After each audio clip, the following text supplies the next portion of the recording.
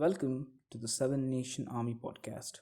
We talk about what country has the most immigrants to the US. I'm your host Prajwal, and in this episode, we'll talk on immigration of Indians to the US. Indian immigration to the US is said to have started during the 1890s when a steamship arrived at the shores of San Francisco. There were few members from the Sikh community and were employed for farming in San Joaquin Valley, California. But a large wave of immigrants came during the World War I as soldiers employed in the army and building roads. A prominent figure, Dr. B.R. Ambedkar, who studied in Columbia University in the year 1913, is said to be the first Indian born to study in the US. He also is the same person who made the Indian Constitution, which was greatly influenced by the US way of freedom, which is the center of Indian democracy till today. During the 1910s, there was a huge campaign to end immigration from India, so it culminated the Bard Zone Act and the Alien Land Act of California, which prevented Indians in addition to Chinese and Japanese from owning land in the US. The first Indian to get the US citizenship by naturalization was Balsara, who was a member of the Persian sect and was considered a white.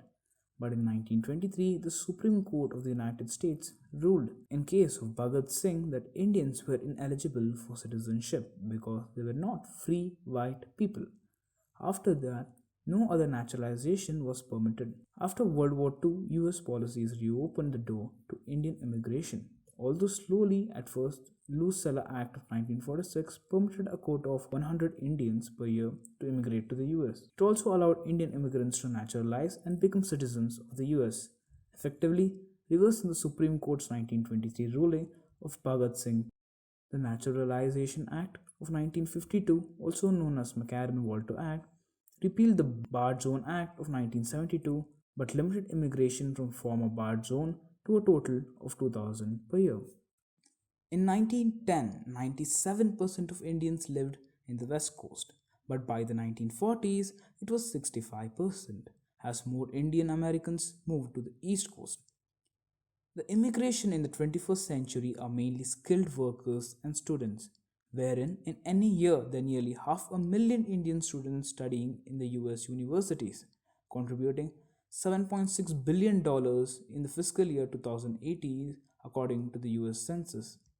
Compared to the last century, Indian Americans have risen from being unskilled laborers in farmlands and railroads to being the richest ethnicity in America, with an average household income of Indian Americans at $126,000 compared to the US average of $65,000.